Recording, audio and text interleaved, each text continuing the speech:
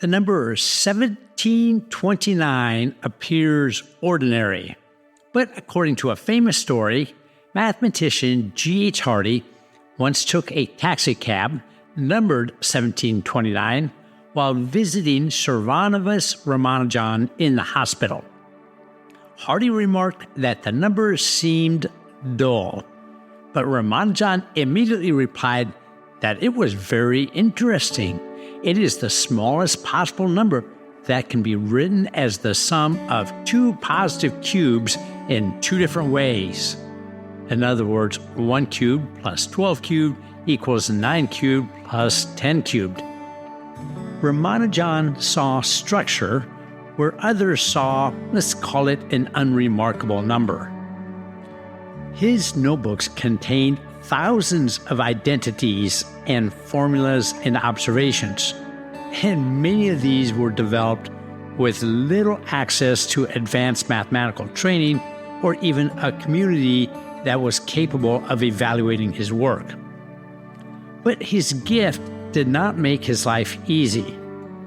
As a young man in India, Ramanujan lived with financial insecurity, and he struggled to find a place in institutions that did not know what to do with his unusual abilities.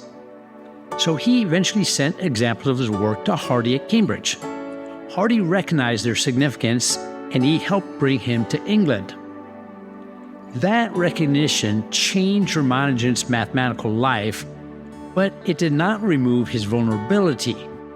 He lived far from his family and culture during the First World War, and he faced difficulty obtaining food that was compatible with his diet, and he experienced serious and prolonged illness. He returned to India in 1919 and unfortunately died the following year at the young age of 32. Stories about genius often imply that extraordinary talent can overcome any circumstance. Ramanujan's life suggests something maybe a little more sobering. Ability does not eliminate the need for food and health and friendship, or welcome and care. A person may be capable of astonishing insight, but still be physically or emotionally fragile. Nor should we say that hardship created Ramanujan's mathematics. Poverty did not make his formulas more beautiful, and isolation did not improve his health.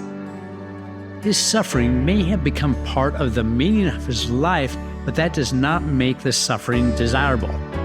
We can admire what he accomplished without treating deprivation as the price that genius ought to pay.